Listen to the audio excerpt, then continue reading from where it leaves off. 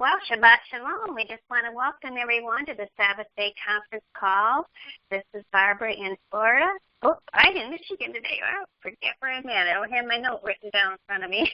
I'm in Michigan, and it's a rainy, overcast day, but it's beautiful signs of spring with fresh green leaves out here. And I just want to announce that it's the 15th day of the third month and the second Sabbath. And maybe there's some of you listening that this is your second month, but we are on our third month. We started early this year. So I just want to welcome everyone that is here listening on the phones, a lot of you on the phones, a lot of you on the Internet, and maybe you are going to be listening to this recording. We just want to welcome you.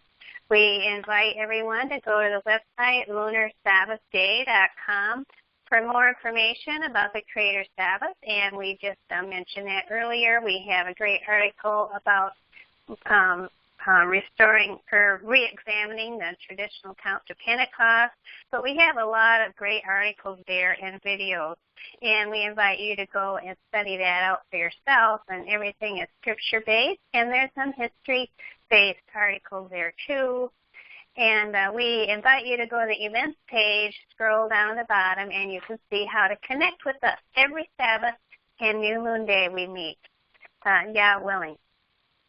So now we are ready to start our discussion about the original timekeeping system. And today's topic is the seal of Jehovah, or the seal of Yah, how you say the name, or Elohim. The seal of Elohim is the Sabbath. And many of us grew up in Saturday-keeping churches and Sabbath-keeping churches, and we know a lot of these things already, and we have shared them with others. But have you ever thought about the Sabbath being on a different calendar than the Gregorian calendar? So with the seal of Yah being the Sabbath, that's what our study is today, and we want to keep in mind that we want to find the right Sabbath. So I invite everybody that's here in our fellowship today, if you have something to say or add to this, this is a short little presentation about the seal of Yah, and it's going to be about the fourth commandment. So we know that the Ten Commandments are a transcript of Yah's character, and it comes as no surprise to discover that they contain the seal of the living Elohim. While some commandments contain Yah's name, the fourth commandment alone contains all three elements of the seal. And it's like a kingly seal. There's the name, the authority, and the region of governance. And that is all in the fourth commandment. So it shows his kingship, his rulership, and so this is what we're going to kind of go over a little bit today. And we know the fourth commandment is in Exodus 20:8-11, and it is still standing. It was never done away with. And here it is. Would someone like to read it? We have a nice group of people here with us today, and it's on the screen, or you can just read it out of your scriptures, Exodus 20:8-11. And many of us know this by heart. We've taught it to our children and grandchildren, and I just thought we can just review this fourth commandment a little bit today, showing the Creator's ownership and his kingship.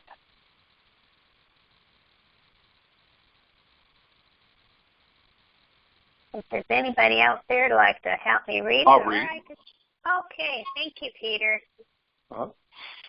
Remember the Sabbath day to keep it holy. 6 days you shall labor and do all thy work. But the seventh day is a Sabbath of the Lord thy God. In it thou shalt not do any work, thou, nor thy son, nor thy daughter, thy maidservant, nor thy manservant, nor thy maidservant, nor thy cattle, nor the stranger that is within your gates.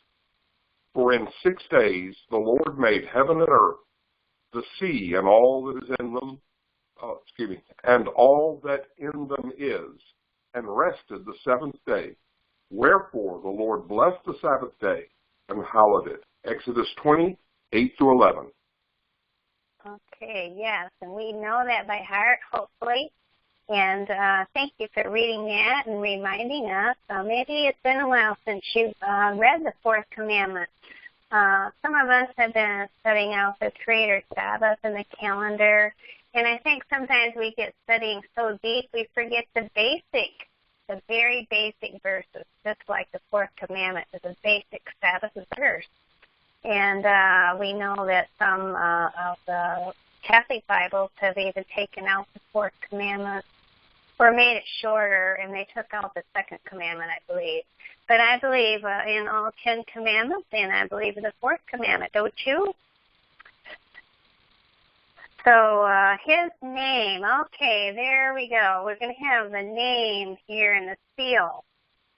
Those elements of the seal of Elohim are found in verse 11, Exodus 20:11.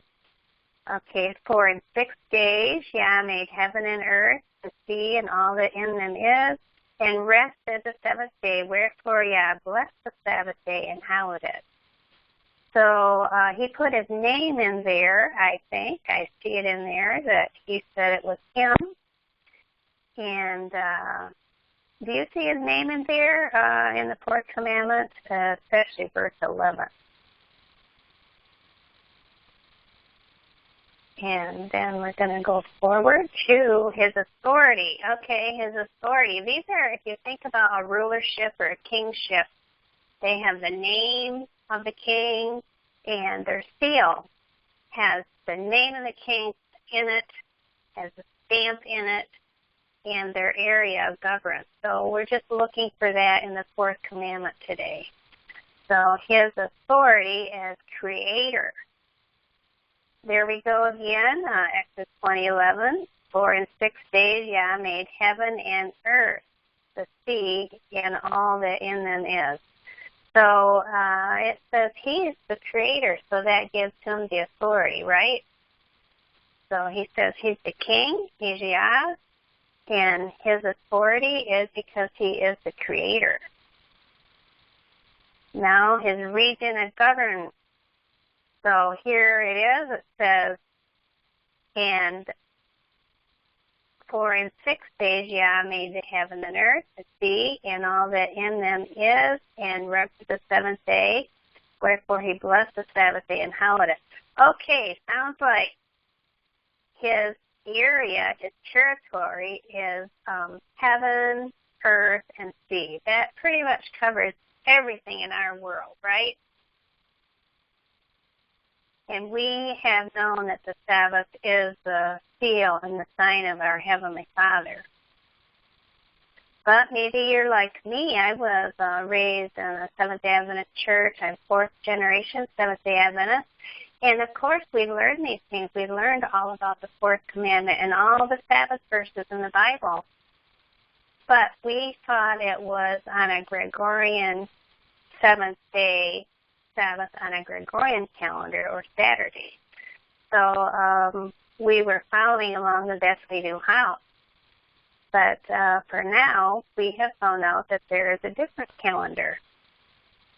And let me see, I want to go to this page. Yeah, we found out there's no Saturday Sabbath in the Bible.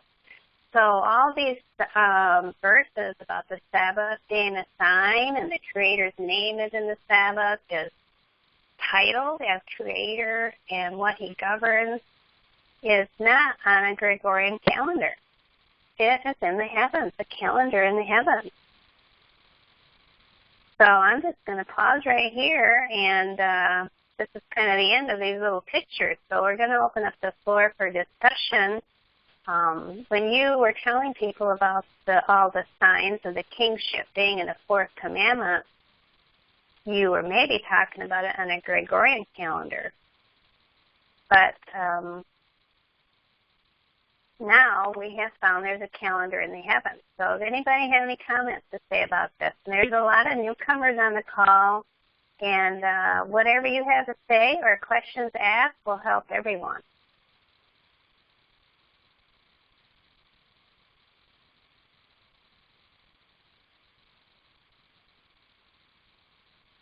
And I have up here, if you were on the wrong Sabbath, would you want to know it? Yes, we would. But I have also the sign up here of all the quarter phases of the moon, showing Sabbath would start New Moon Day. It actually tells you what day the Sabbath is going to be on the whole next month.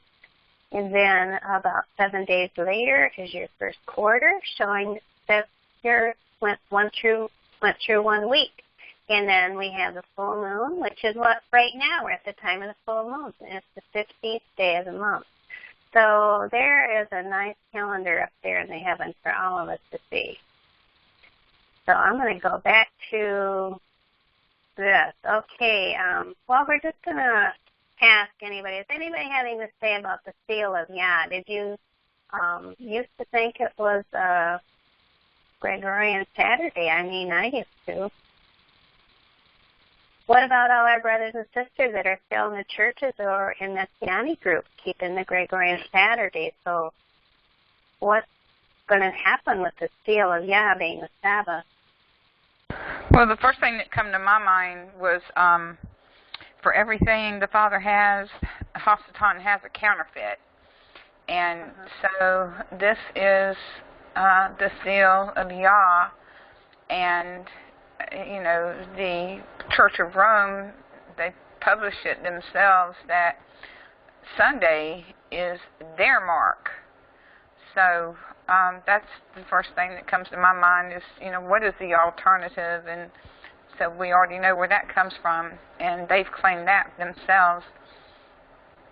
Also in Revelation, where there's scripture in the Old Covenant as well as in Revelation that the Father has put His seal in their foreheads and in their hearts, but that's because we have to have a mind for the Father, and we have to have a heart for the Father. Those are two things that we have to have in order, for us to be able to walk the walk. And your heart is the origin of all sin. So we have to have a heart for Him, otherwise, we're just not going to. It's just not going to be there. Okay. Thanks a lot, Catherine. And yeah, Rome has put their sign on Sunday, and they claim that they have the authority to change it from Saturday to Sunday, but we also know they did change the Saturday too, and we have a Roman Pope Gregory calendar now out there in the world. So, thank you for bringing that up. Anybody else have any comments about the seal of Yah being the Sabbath day?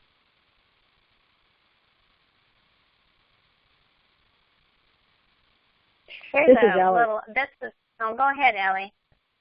Okay, I was going to say, I think most people that are in a Seventh-day church, and it's not always Seventh-day Adventists, I mean, there's Seventh-day Baptists, there's other people that are waking up all the time to the seventh day.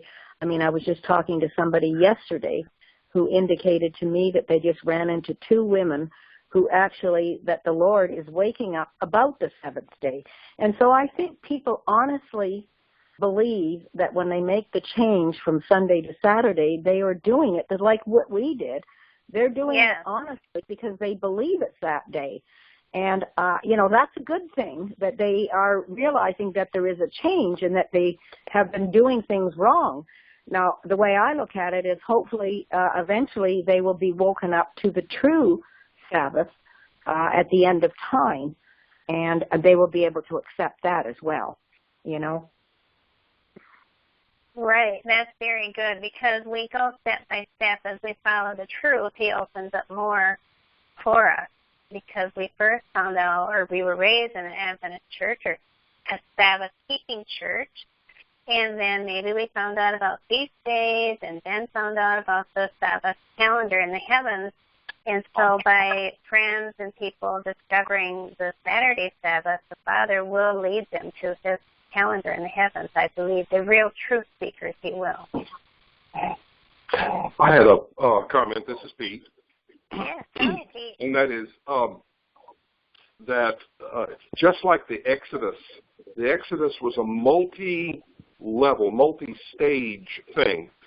Many people participating in the Exodus thought that, we just need to walk out of Egypt, and we've done it. Of course, getting outside the gates of Egypt was just the beginning. You mean we need to cross the Red Sea?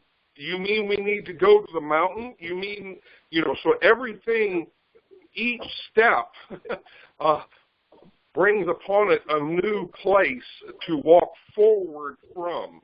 And once we have made a first step, like maybe it is moving to a Saturday observance, it is a progression out of Egypt. But unfortunately, that's true of us too. We think sometimes we've arrived, but we probably need to be patient enough, humble enough to let God show us that no, there is more ground to cover to reach His full understanding than His full ways. Yes, that's right. And this is step by step. They came out of Egypt and had to go from one thing to the next thing they didn't expect at all. And so that's kind of what we're going, step by step, into something new. And go ahead. Thank you, Pete. Susan. And go ahead, Ellie, or Susan. Susan, yes. And what I was going to say, for the sake of some that might be listening to that and thinking horrified, oh my word, we are not judged by outward appearances or outward doings. We're judged by our hearts. And if our hearts are honestly following Him, honestly trusting Him, and honestly trying to learn His ways, and we're making steps forward, we may be in kindergarten or pre-K, we may be in first, second, or third, but certainly none of us have graduated. And I'm just wanting everybody to know that He says, my ways are not your ways. My thoughts are not your thoughts. Yeah. We only judge from the outward appearances, but He judges by the hearts, and He's the only one that knows our heart. Yeah. And whether we're honestly trying and just goofing up, or whether we're honestly trying to look like we're trying, and we're honestly just not believing and not trusting Him, we just go along with the crowd. That's a whole lot different thing. And we can know lunar solar, we can be doing the whole schmoz that we know so far. And if our hearts aren't true to Him, it does us no good. Look at 1 Corinthians 13. We can even give our body to be burned, but if we don't really love Him and love others, it's not going to work. So He judges by the heart. And I'm so glad for that, because it is the heart, it is the understanding, it is where we make our choices. So it's heart, mind, whatever it is. But that's true, and I'm so grateful for that He doesn't, He says even some that have never known His name, but they have just followed His Spirit when He's given them when He said, basically, given them the urge to go help that person, go do this, go do that. They have followed His Spirit, that they will come. There will be those in heaven that He resurrects that will, for the first time, learn His name, learn that He's the Creator, learn all this other stuff, but they'll be there. So don't freak out. If your heart's right, you're there, and He'll lead you into all truth. Yeah. So bless you. you. Thank you, Susan. Because I You're know welcome. when I was born again, I was sealed. And I know when I kept the Sabbath, that was the seal. And I kept the Sabbath to the best of my knowledge. And so those that are believers in a true heart, yes, they are sealed. And the Sabbath is the seal, and they're on the Sabbath that they know, and I agree. They are under His seal. And I heard someone else come on. Was that Peter again? No, this is Jake. Jake, oh, Hi, I'm Barb. so happy to hear you. I always listen, but I never speak. I wanted to add something very interesting. Good. Russian government and the whole Russia just celebrated victory on May 9th. And it's related to what we are talking about. Going back to diversion, or going back to counterfeit. Many of you, I don't know if you know anything about the war, the World War II, but during the war, they had spies, but also they had diversionists, or they would, in Russian it's diversant. It comes from the word of diversion.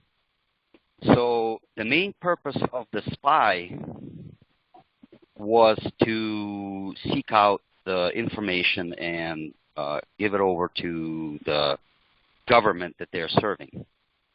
But the diversionist was a double agent, which would create a diversion. In other words, they would infiltrate the government. The government would capture them, thinking that they are the spies, but they would work for the government that's thinking that they are the spies, but only the upper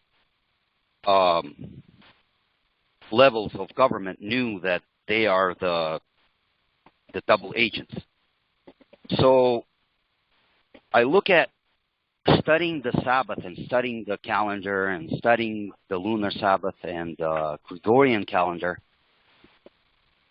The enemy, the Satan, has done a marvelous job by concealing and creating a diversion, which many people are following till, the end of their days,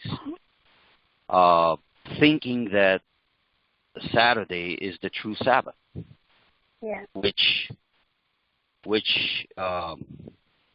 indicates to me, remembering the stories of these double agents, how they work and how they would create the diversion. I can see now that the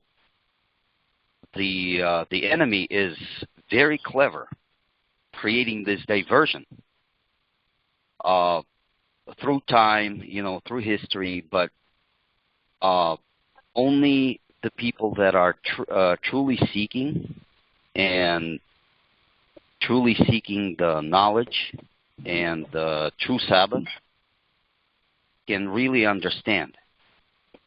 So that's basically what I had to say and what I had to add. I don't know if it made any sense, but do you understand what I'm talking about? What I have explained?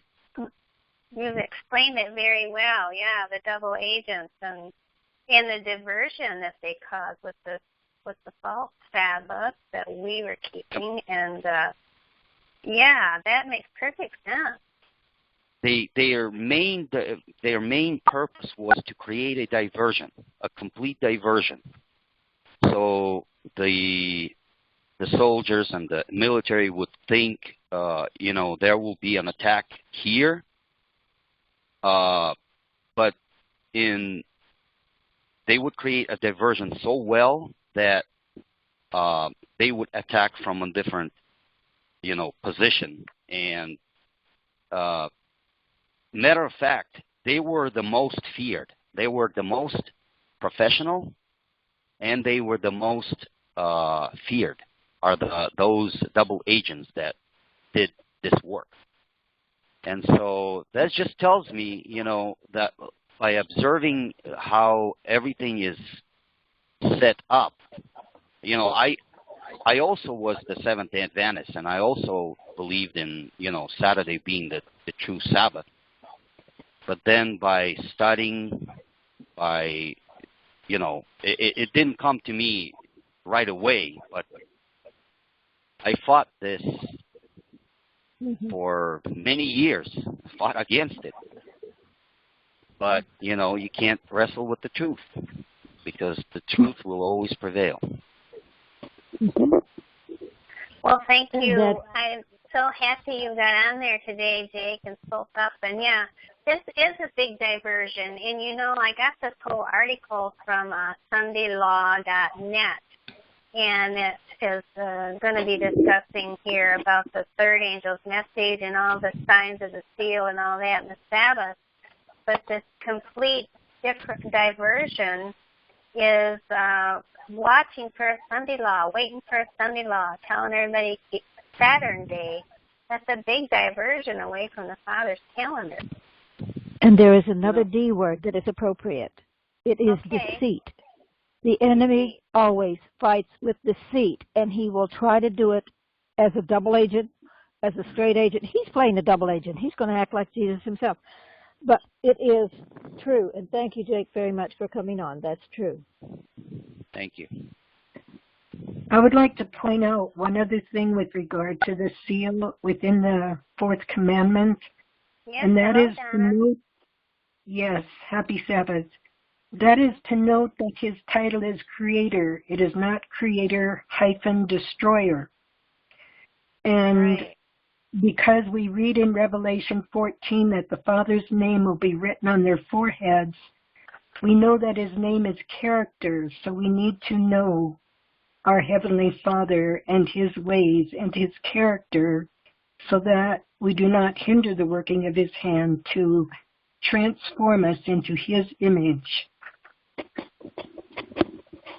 Thank you, Donna. Yes, his name is Creator. And the three angels' message, I have that up here on the screen. And any more comments while we're at this? Because, his name is Creator, not diverse, not causing diversion, not causing division, not being a double agent and a counterfeit. He's our Creator. He's true. And it says very clearly that he is love. And it could be that all those fiery things that it talks about are examples of his passion, his true passion. Just because a person doesn't murder other people doesn't mean that they don't have passionate passions. They love. They care. And this is not lust. This is love. This is the stuff that you would give your life for. And we will be called to love him so much that we would be willing to give our life for him. Not willing to kill somebody else for him, but willing to give our life for him. Okay, yes, Susan. Thank you, Donna, too. And any more comments about the accuser of the brethren and the one that causes division and diversion and counterfeit? We want to keep the focus on the Father and what is true, but we are in enemy territory here. Well, we cannot counterfeit what the heavens tell us. Yes, that's right.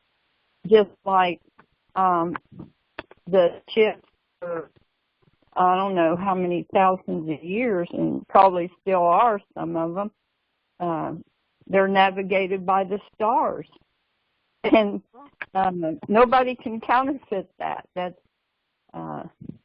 the heavens tell us a lot, and that's found in Psalm chapter 19, especially verses 1 through 4. Verse 1 says, the heavens declare. If they're declaring something, they're telling you something. They declare the glory of Elohim. And the firmament shows his handiwork. Jerry Diamond was telling me how that with a certain kind, and there's gunshots in the distance, made me forget this, skip my mind, but anyway, they can actually see the firmament. And according to Genesis chapter 1, he spent a lot of time on the firmament. And it's not ultrasound. It's something new, technology they have. They can actually see that firmament. And verse 2, day unto day utters speech. So day after day, we're seeing something that's telling us something. And night unto night reveals knowledge. So that's telling us, like declaring in verse 1, it utters speech, it reveals knowledge. And verse 3 says there's no speech. In other words, it's not talking out loud. There are no words, neither is their voice heard. Their line has gone out through all the earth, in verse 4. Their line has gone out through all the earth, and the words to the end of the world. So no, the devil can't counterfeit what God puts in the heavens. Right. That's right. People might misunderstand something, but the moon tells us what day it is. The sun, when that first sliver of light comes across the earth, the sun tells us when the day is starting. Just like at the crucifixion, she came to the sepulcher, the Sabbath had just ended, the verse says. And why did it end? Because it said she arrived there at the first day of the week at the rising of the sun. So first, that verse says the Sabbath had just ended, the dark had just ended, the first sliver of light had come at the first day of the week. Well, this is talking about their speech, their words, their voice. And everybody on earth can see these signs. And like after new moon, the moon comes up at night. But after full moon, like we're having a full moon today, the moon will come up in the morning. So God tells us when the first Sabbath is coming on preparation day evening, saying tomorrow's Sabbath. And when somebody shared that with me, it was daylight and I could see that half moon. They told me it was going to be standing straight up and down that evening. And I called that person. I said, it's not, I've been looking at the moon for a while and it's standing straight up and down. And the person said, well, is it sundown where you are? I said, no, not yet. It's still daylight. Said, well, go out and check after sundown. So I did, and there it was, standing straight up and down. Well, I remember a person telling me the day before that they had seen that evening straight up and down. But what I've got to find out now is what time of the day are they seeing that? Are they seeing that after sundown? Because even after sundown, it's only up there for a while straight up and down, but it starts moving to a different angle. And then to be dead sure that it's a full moon, like a few days ago, my son called me out on the back deck and he said, look, Mother, it's a full moon. And I said, no, we haven't had the signs because there's only one time in the month that this sign happens, and it happens twice. The evening before, like yesterday, was preparation day evening. If you can see the sky as close to the time, not the same minute always, might be a few minutes later. When the sun's going down, the moon is coming up. And then the next morning to tell you, yes, it's right, you saw the right signs. As the moon's going down, the sun's coming up. And they call that opposition. And that really happens. And one more thing. And to be sure that we'll see after full moon, the moon comes up in the morning. Well, it's already told you the first two Sabbaths the evening before. Well, the third Sabbath, you're going to see that half moon in the morning at the time, close to the time of the rising of the sun. So there's people all over the world who know these signs. Someone told me they knew of 57 countries and that they emailed people in 22 of those countries that seen these for sure signs. But my challenge is now, because last week we saw the half moon the evening before, and then the next day somebody was keeping it on Monday instead of Sunday. They said they saw it Sunday evening straight up. So I'm going to have to do some searching, find out what are they seeing. So God bless. Well, okay, thank you, Wanda. And it's good to remind everybody to go out and look. And I've got it up on the screen here. The first quarter you can see in the evening, and the full moon, and then the last quarter we'll see in the morning. So did anybody else have a comment before we have our closing thoughts here? Yeah, I was wondering, hello? Mary, go ahead. Oh. This is Mary. I was just wondering, we have 3 full moons in 1 month. Well, it looks full, but it's only actually completely full one time. But it looks full like 3 nights sometimes, most months. I've seen it look full 5 nights in a row. Yeah. So, Okay. like my son said the other day on Saturday, he said, it's a full moon out there. And I said, I know, but it's going to be completely the full moon, last night announcing the Sabbath today. So, if it's full on preparation day, that's usually a sign it's moving pretty fast and that we don't need 30 days. It'll be a 29-day month. That's a lot that some people go by that sign in the heavens. Because the end-time prophecy, thank God, is only going to be 30-day months every month, not 31 or 20-some. Right. Thank God everybody will know. And one thing that Adventists have in our Spirit Prophecy writings is more and more Adventists are going to find out that by God's time is the true Sabbath. And the ones who don't want to see change, they don't want to feel like they've been wrong for time or years, they're going to get angry. They're going to get very angry at us. But we're just going to be doing God's will no matter what problem, what mountain comes up. It's all about making effort, and that's what we're going to do. We're going to have to make a lot of effort because it's the trail's going to be harder and rougher and harder and almost unbelievable. Thank you, Wanda. And there's just a couple more paragraphs I want to read in closing.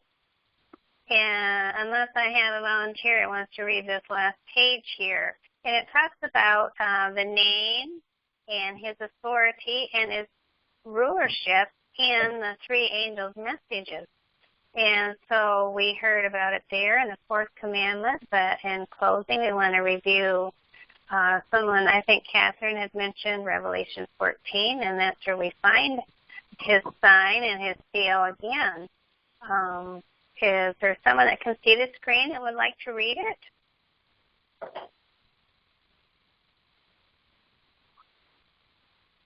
If not, I'll go ahead, and it will be observed that at this time Messiah did not specify the precise content of this last message, talking about the 3 angels' message, to mankind to be presented prior to his second coming.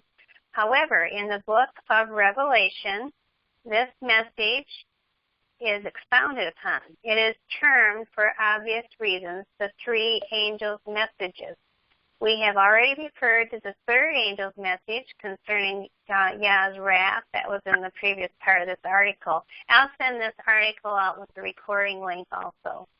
The wrath will be on those that receive the mark of the beast. And this is the last of the 3 angels' messages. The introduction to these messages specifically states that they are the gospel messages to be taken to the whole world. Revelation 14:6. And I saw another angel fly in the midst of heaven, having the everlasting gospel to preach unto them that dwell on the earth, and to every nation, and kingdom, and tongue, and people. If we examine the first of these 3 messages, we discover that it contains the seal of the living Elohim, indeed the final portion, referring to the all-important subject of worship, is almost an exact quotation of the last portion of the 4th commandment. Here it is, Revelation 14:7, and remember back to the 4th commandment. And here is what it says, saying with a loud voice, fear Elohim and give glory to him, for the hour of his judgment is come, and worship him that made the heaven and earth and the sea and the fountains of water. And we know in the 4th commandment it said, that he was the creator, the heaven, the sea, earth, and fountains of water. So notice that this message contains the three mandatory elements of the seal. Elohim's name, his authority, because he made it, he's the creator, talks about the creator, and the territory of his rulership. Again, heaven and earth and the sea and the fountains of water. So I'm going to just close the recording, and then we'll open it up to everyone that's here for more discussion. But I just want to thank everyone that's listening to the recording, and we invite you to come back next week, too. We'll be here in 1 week from today. Shabbat Shalom.